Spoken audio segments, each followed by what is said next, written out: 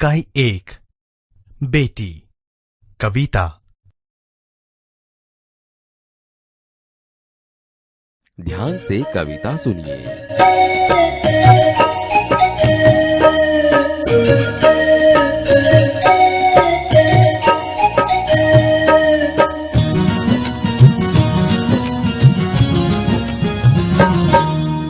बेटी हूँ मैं, बेटी मैं सारा बनूंगी। बेटी हूँ मैं, बेटी मैं सारा बनूंगी। बेटी हूँ मैं, बेटी मैं सारा बनूंगी। बेटी हूँ मैं, बेटी मैं सारा बनूंगी। सारा बनूंगी, सहारा बनूंगी। सारा बनूंगी, सहारा बनूंगी। बेटी हूँ मैं, बेटी मैं सारा बनूंगी। बेटी हूँ मैं, बेटी मैं सारा बनूंगी। बेटी हूँ मैं, बेटी मैं सारा बनूंगी।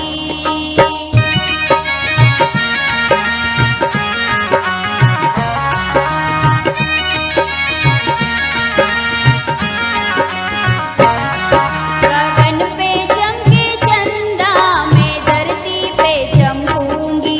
गगन पे चमके चंदा, मैं धरती पे चमकूंगी। गगन पे चमके चंदा, मैं धरती पे चमकूंगी। गगन पे चमके चंदा, मैं धरती पे चमकूंगी। धरती पर चमकूंगी, मैं उजियारा करूंगी। धरती पर चमकूंगी, मैं उजियारा करूंगी। बेटी हूँ मैं, बेटी मैं सारा बनूंगी। बेटी हूँ मैं, बेटी मैं सारा बनूंगी। बेटी हूँ मैं, बेटी मैं सारा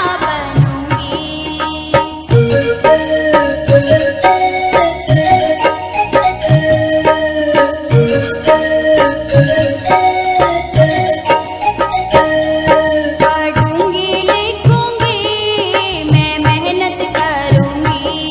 पढ़ूंगी लिखूंगी, मैं मेहनत करूंगी। अपने पाँव चलकर दुनिया को देखूंगी।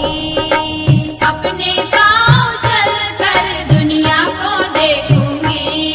दुनिया को देखूंगी, मैं दुनिया को समझूंगी। दुनिया को देखूंगी, मैं दुनिया को समझूंगी।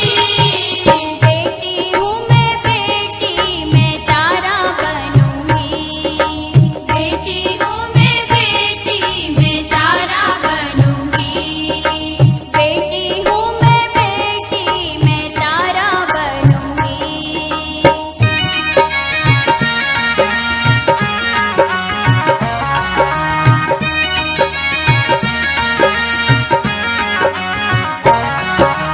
फूल जैसी सुंदर मैं बागों में खिलूंगी।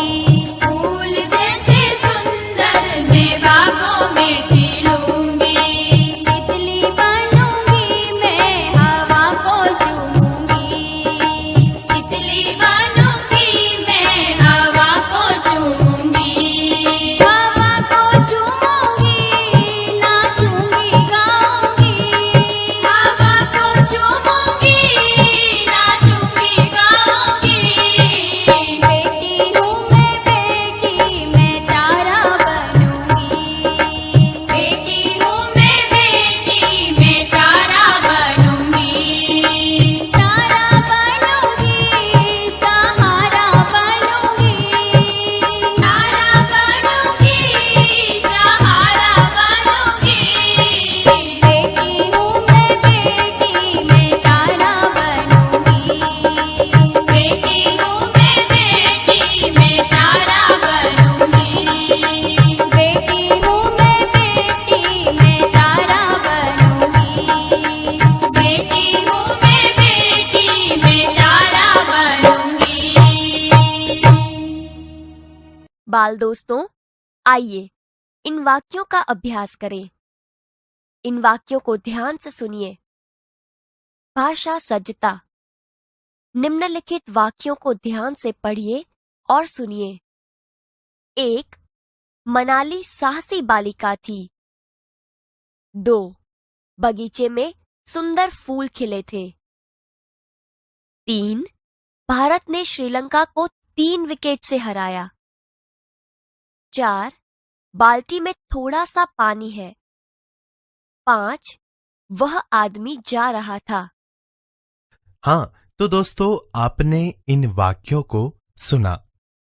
इनमें कुछ शब्द गाढ़े हैं, जैसे कि साहसी, सुंदर, 3, थोड़ा सा, वह।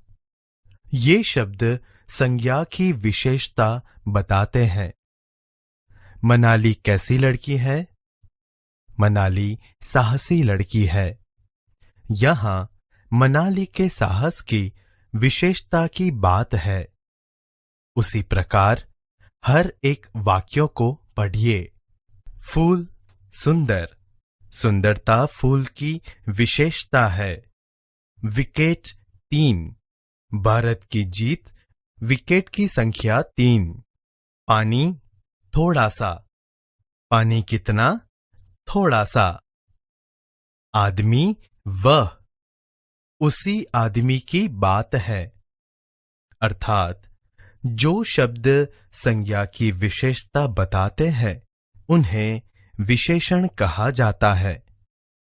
आज हम विशेषण के प्रकार के बारे में जानेंगे। विद्यार्थी मित्रों, हमने विशेषण के बारे में जाना। अब इन वाक्यों को पढ़िए। निम्नलिखित वाक्यों को पढ़िए। 1. हमारे देश में ईमानदार लोग ज्यादा हैं। 2. मुंबई जाने के लिए लंबा रास्ता तय करना पड़ता है। 3. कौवे का रंग काला होता है। 4. खरगोश का शरीर मुलायम होता है। 5. शरीर के साथ मन स्वस्थ रखना जरूरी है। 6. भारतीय संस्कृति विश्व में प्रसिद्ध है। 7. पानी गंधहीन होता है। 8. पूर्व दिशा में सूर्योदय होता है। इन वाक्यों में रेखांकित शब्द विशेषता बताने वाले शब्द हैं। यह वाक्य में प्रयुक्त संज्ञा की विशेषता बताते हैं। इन शब्दों का अभ्यास करें तो ईमानदार संज्ञा के गुण, दोष बताता है। लंबा आकार या अंतर बताता है। काला रंग या रूप बताता है। मुलायम स्पर्श बताता है। स्वस्थ दशा या अवस्था बताता है। भारतीय स्थान देशकाल बताता है। गंधहीन स्वाद या गंध बताता है। पूर्व दिशा को दर्शाता है।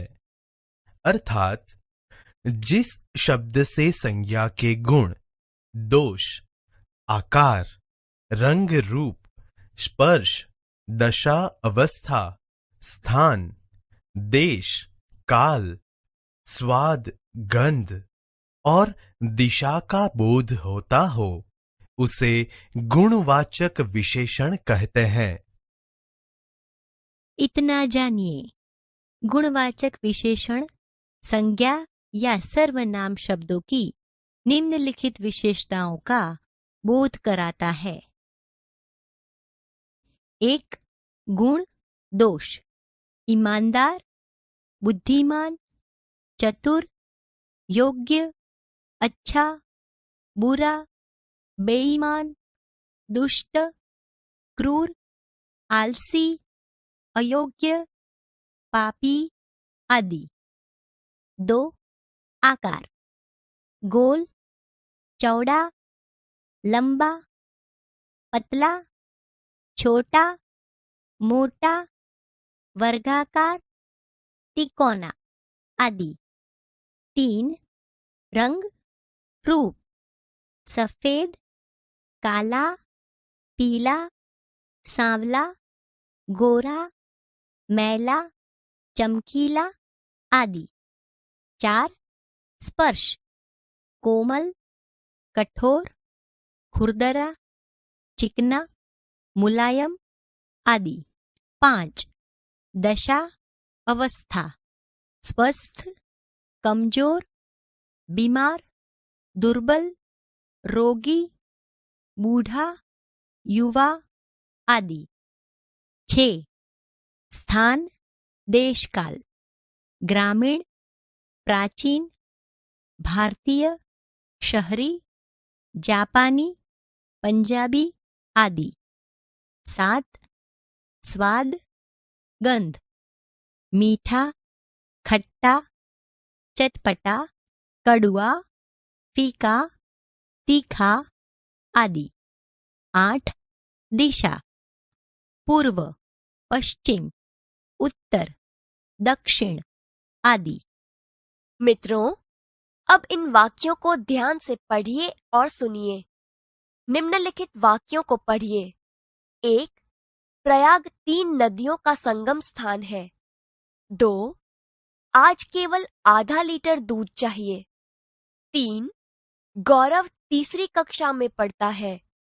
4 सचिन वनडे में दोहरा शतक लगा चुके हैं। 5 हमारे देश की चारों दिशा रक्षित है। यहाँ हर एक वाक्य में किसी न किसी संख्या का बोध होता है।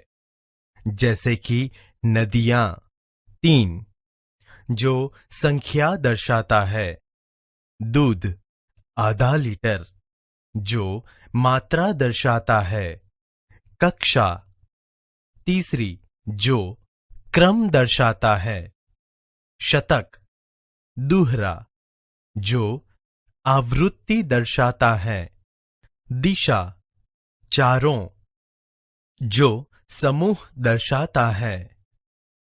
इससे वह पता चलता है कि जो शब्द वस्तु की निश्चित संख्या का बोध करते हैं उसे निश्चित संख्यावाचक विशेषण कहते हैं। विद्यार्थी मित्रों, इन वाक्यों को पढ़िए। निम्नलिखित वाक्यों को पढ़िए। 1 कई लोग नर्मदा की परिक्रमा करते हैं। 2 कुछ लोगों ने पर्यावरण बचाने का बीड़ा उठाया है। 3 ज्यादा लोग बैठने से नाव उलट गई। इन वाक्यों में आपने देखा कि रेखांकित शब्द संख्या का बोध करता है, किंतु संख्या निश्चित पता नहीं चलती। अतः जिन शब्दों से वस्तु की निश्चित संख्या का बोध न हो उसे अनिश्चित संख्यावाचक विशेषण कहते हैं। इतना जानिए। निश्चित संख्यावाचक विशेषण के कुछ अन्य भेद इस प्रकार से है। 1 पूर्णांक बोधक 1 3 9 1000 आदि। 2 अपूर्णांक बोधक आधा, पाव, डेढ़, पौना, ढाई आदि। 3 क्रमवाचक पहला, दूसरा, तीसरा, चौथा आदि। 4 आवृत्तिवाचक दुगुना, चौगुना, इकहरा, दोहरा आदि। 5 समूहवाचक दोनों, तीनों, चारों आदि।